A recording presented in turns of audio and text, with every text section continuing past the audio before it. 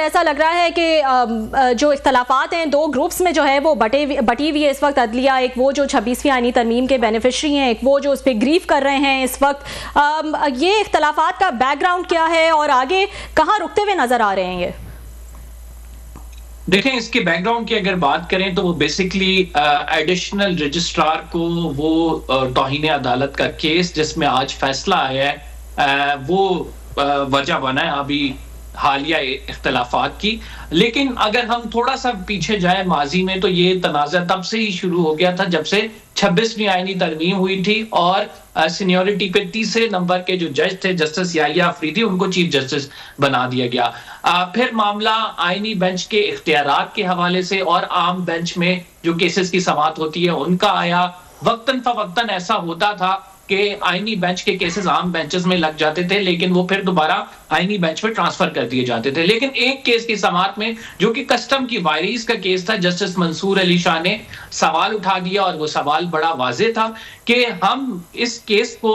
Consider कर सकते हैं, हमारे क्या इख्तियारात हैं। लेकिन ये सवाल उठाना था कि उनसे पहले तो उनके साथी जज को चेंज कर दिया गया, फिर उसके बाद उनके बेंच में शामिल एक खातून जज थी, उनको हटा दिया गया, और फिर उसके बाद जस्टिस मंसूर ने एक तौहीन अदालत का नोटिस जारी किया कि किस तरह से ये मुकदमा दूसरी अदालत में लेके जाया जा सकता है, यानी उनके बेंच से ये मुकदमा लेके आईनी बेंच को दे दिया गया। उस पे अब एक वाज़ेह ऑर्डर आ गया जस्टिस मंसूर का, जिसमें जस्टिस मंसूर ये लिखते हैं कि ये तमाम मामला जो है वो वही देखेंगे, उन्हीं का बेंच समाअत करेगा। अगर बेंच कोई केस की समाअत कर रहा हो और उसमें कमेटी इंटरवीन करे तो ये अदलिया की आजादी पर एक हमला है, यानी अदलिया की आजादी इससे मुतासिर हो रही है। लिहाजा एक तो उन्होंने जो एडिशनल रजिस्ट्रार थे उनको तौहीन अदालत का नोटिस जो जारी किया हुआ था उसको वापस कर लिया है। दूसरी उन्होंने डायरेक्शन ये दी है कि चीफ जस्टिस साहब जो हैं इस पर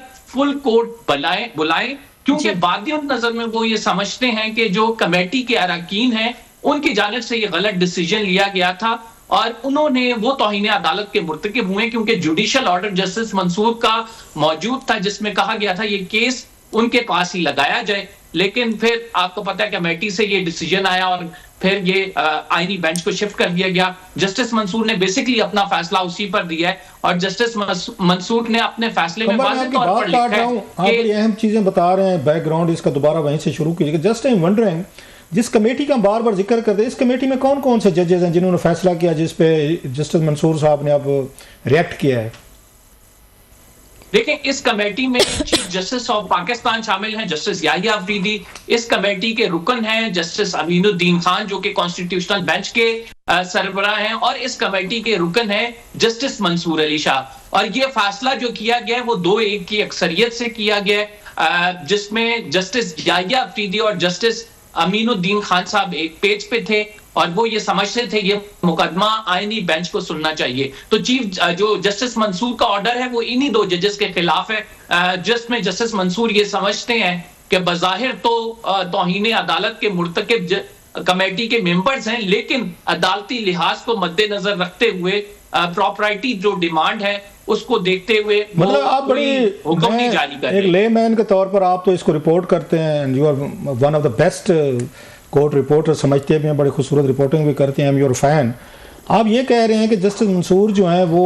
अगर मैं सही समझूं, please correct me if I am wrong, वो जो चीफ जस्टिस हैं और उनके साथ दूसरे जज साहब हैं उनको तौहीन अदालत का मुर्तकिब समझते हैं, लेकिन out of courtesy, out of tradition, comradeship वो उनको नोटिस जारी नहीं कर रहे। दैट्स व्हाट इट इज़, या मैं गलत समझाऊं? मैं थैंक यू क्लासर साहब, इसमें कोई दूसरी राय नहीं है कि जो जस्टिस मंसूर हैं वो उन्हीं को तौहीन अदालत का मुर्तकिब समझते हैं। लेकिन उन्होंने अपने जब ये इस केस की समाअत कर रहे थे उस टाइम भी ये कहा था कि प्रॉपर्टी डिमांड जो है, यानी अदालती लिहाज, कर्टिसी, जजेस में हम आहंगी, जो एक अदालती डेकोरम है उसको मद्देनजर रखते हुए वो ये नहीं कर रहे। अदरवाइज वो ये समझते हैं कि जस्टिस अमीनुद्दीन खान और chief justice of Pakistan justice Yahya Afridi जो है वो तौहीन अदालत के मुर्तकिब हुए और उन्होंने जस्टिस मंसूर की जानिब से जो ऑर्डर जारी किया गया था उस पर अमल दरामद नहीं किया। तो माजी में कोई इस तरह की कंबर जो मुझे थोड़ी सी नजर आती हैं, आप खैर बेहतर जानते हैं, मेरा ख्याल जब या चीफ जस्टिस सजाद अली शाह साहब ये वर्सेस क्वेटा बेंच से शुरू हुआ तो मियां अजमल साहब थे, या मेरा ख्याल है वहाँ पे जब दो बेंचेस ने इस तरह की एक दूसरे के खिलाफ नोटिस जारी करने शुरू कर दिए थे, एक बेंच जारी करता था, दूसरा उसको सस्पेंड करता था, बाद में भी शायद कोई इस तरह की कि मुझे तो कोई नज़ीर नज़र नहीं आ रही, प्लीज़ आप बताइएगा। या उस तरह की सिचुएशन डेवलप होती जा रही है कि चीफ जस्टिस साहब के अगेंस्ट अगर जस्टिस मंसूर साहब ये ऑब्जर्वेशन भी दे रहे हैं और ये कह रहे हैं जी मैं नहीं कर रहा, तो इट्स अ बम शेल। ये तो बहुत बड़ी बात है कि आप अपने चीफ जस्टिस को भी मतलब जो एक अदालत का वो समझते हैं हम उनका सिंबल है अदालत के। साहब आपने दुरुस्त हवाला दिया जस्टिस सज्जाद अली शाह वाला, जबकि एक दिन मेरी जब कुछ सीनियर बुकला से बात हो रही थी तो वो भी ये कह रहे थे कि कुछ उस तरफ जाता मामला नजर आ रहा है। लेकिन क्लासेस साहब ये मामला खुलकर तब सामने आएगा, यानी अगर जजेस के कहने पर और जुडिशियल ऑर्डर पर अगर तो इसकी अपील नहीं आती और चीफ जस्टिस इस पर फुल कोर्ट नहीं बनाते। फिर दूसरी पैरेलल सिचुएशन ये बन रही है कि 26वीं आईनी तरमीम में भी तमाम वुकला जो दरखास्त गुजार हैं, तकरीबन 2 दर्जन से ज्यादा दरखास्त गुजार हैं, वो फुल कोर्ट बनाने की इस्तदा कर रहे हैं। लेकिन आईनी बेंच कहता है कि हम तमाम जजेस ही काफी हैं, यानी आईनी बेंच के जजेस काफी हैं। जबकि एक बड़ी वाज़ेह दलील आज दी गई कि अगर ये आईनी तरमीम 2/3 मेजॉरिटी से हुई है तो सुप्रीम कोर्ट के दीगर जजेस, क्योंकि सुप्रीम कोर्ट की जो डेफिनेशन है इसमें चीफ जस्टिस और तमाम जजेस आते हैं, तो इसमें 2/3 अक्सरियत से इसको कल अदम करार देना चाहिए। तो ये बताएं लेकिन अभी तक अगर चीफ जस्टिस जिनको कहा गया है कि आप बेंच बने, फुल बेंच बनाए, ये उनके प्रीरोगेटिव में है या उनको कमेटी के सामने ले जाना पड़ेगा इसको दोबारा कि बेंच आपने इसको फुल बेंच बनाना है या नहीं बनाना, फुल कोर्ट बनाना है या नहीं बनाना, ये प्रीरोगेटिव है या कानून के तहत कमेटी फैसला करेगी इसका? देखें, जो क्लासेस साहब जस्टिस मंसूर ने अपने ऑर्डर में लिखा है कि सुप्रीम कोर्ट जो है वो फुल कोर्ट तश्कील देती है, लेकिन कन्वेंशनली जो है चीफ जस्टिस ये हुक्म देता है, क्योंकि सुप्रीम कोर्ट ने खुद से तो कोई हदायत नहीं फर्जी तौर पर लेनी, उसकी पावर को ड्राइव किया जाता है और चीफ जस्टिस कन्वेंशनली हदायत देता है। यानी जस्टिस मंसूर की अपने ऑर्डर में ये बताने की कोशिश है कि फुल कोर्ट तो आइन के तहत बननी है, चीफ जस्टिस साहब जो कन्वेंशनली ऐलान करते हैं यानी रस्मी तौर पर वो ऐलान एक कर दें। जस्टिस मंसूर ने तो इस तरफ निशानदेही की। आपका क्या ख्याल है, क्या करेंगे? आपकी रीडिंग क्या है? आपकी रीडिंग क्या है कि चीफ जस्टिस साहब क्या करेंगे? बेसिकली मामला जो है वो चीफ जस्टिस ऑफ पाकिस्तान ही करता है, लेकिन प्रैक्टिस एंड प्रोसीजर के बाद ये मामला कमेटी में डिस्कस होना चाहिए कि आया कि फुल कोर्ट बनना चाहिए या नहीं, क्योंकि प्रैक्टिस एंड प्रोसीजर जो है उसमें बड़ी वाजे ये बात की गई है कि जो भी बेंच कॉन्स्टिट्यूट होगा उसमें तमाम जजेस जो हैं वो बैठेंगे या नहीं बैठेंगे ये कमेटी डिसाइड करेगी, लेकिन exclusively chief justice of Pakistan का ये राइट है कि वो जो है वो फुल कोर्ट बुला सकता है किसी भी मामले में, उसका ये इख्तियार मौजूद है। कमेटी में इसको डिस्कस हो जाए तो ज्यादा बेहतर है, लेकिन जस्टिस मंसूर ने कमेटी को नहीं भेजा। आपने बड़ा तफसील से बड़ा अच्छे खूबसूरत तरीके से पूरे मसले को एक्सप्लेन किया, जो मेरे जहन में कुछ कंफ्यूजन थी वो दूर हुई है।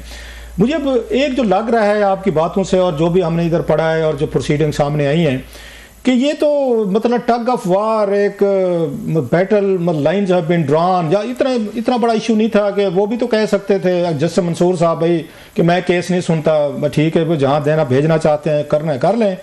अच्छा, वो भी उसमें उस दूसरी साइड भी यही कर सकती है कि विड्रॉ ना करते जो जजेस को किया गया बेंचेस वगैरह करें। तो आपको ऑलरेडी लग रहा है कोल्ड वॉर है स्टार्टेड और अब ये दोबारा सरफेस पे आ रही है, मतलब कुछ अर्सा थोड़ी सी हमें लगा कामरेडशिप है, दोस्त हैं, चीफ जस्टिस साहब भी, मंसूर साहब भी, पुरानी वो सारी चीज़ें मतलब अपनी जगह पे थी, लेकिन स्लोली ग्रेजुअली वो क्रैक्स और फॉल्ट लाइन जो हैं वो भरना शुरू हो गई हैं। वो तो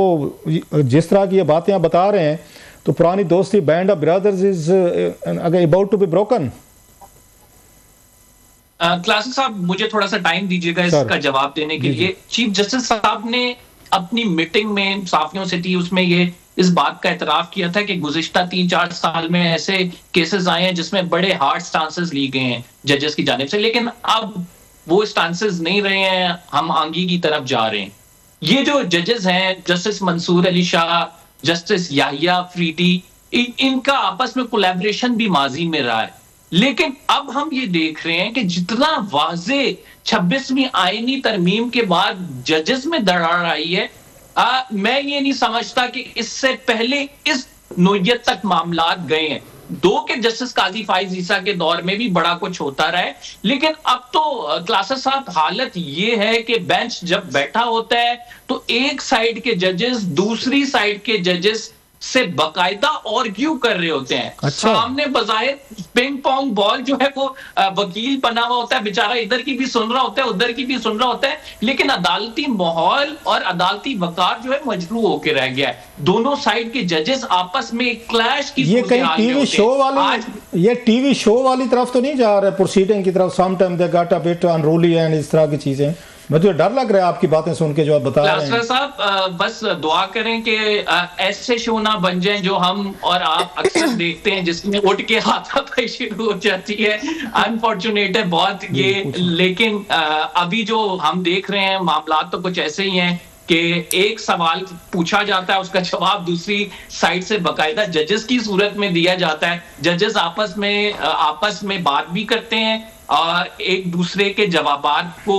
एक दूसरे के सवाल रिसीव करके उसके जवाबात भी देते हैं और बज़ाहिर वो मुखातिब होते हैं उन वकील साहब से, यानी वो अपने रिमार्क्स में क्वेश्चन फ्रेज भी कर रहे होते हैं, उनके आंसर भी दे रहे होते हैं, अपने मुखालफिन को आड़े हाथों भी ले रहे होते हैं। अच्छा, कमर ये बताएगा कि आपने अभी बात की 26वीं तरमीम के बाद ज़ाहिर हम जानते हैं ये इख्तलाफात जो हैं वो बढ़ गए हैं, लेकिन इसका हल बज़ाहिर यही नज़र आ रहा था कि उस 26वीं तरमीम का इशू जो है वो फुल कोर्ट सुन ले और ये मामला जो है once and for all resolve हो जाए। लेकिन फिर हमने देखा कि 8 नए जजेस की अपॉइंटमेंट की भी बात आ गई है। आपको लगता है फिर से सवाल जो है वो खड़े हो जाएंगे, क्योंकि एग्जीक्यूटिव का जो है वो हम जानते हैं कि इन्फ्लुएंस ज़्यादा है जुडिशल कमीशन में, तो ये मामला फिर भी जो है वंस एंड फॉर ऑल जैसे हम चाह रहे थे उस तरह से हल शायद ना हो? रबिया, बहुत पर्टिनेंट क्वेश्चन है आपका। इसके लिए एक टर्म यूज होती है कोर्ट पैकिंग। उसका मतलब ये होता है कि जब आपकी मर्जी के जजेस मौजूद ना हो और आप एडिशनल जजेस जो हैं वो भर्ती कर लें एक अदालत में, उसका मकसद ये होता है कि आप कुछ मखसूस केसेस से अपने नताइज हासिल करना चाहते हैं। यानी कोर्ट पैकिंग ये कहलाती है कि आप ऑलरेडी जजेस की तादाद बढ़ा दें ताकि मतलूबा नताइज को चेंज कर दिया जाए। आप बड़ी हैरानगी की बात है, आप ये इसमें लिंक डेवलप करें कि आज 26वीं आईनी तरमीम का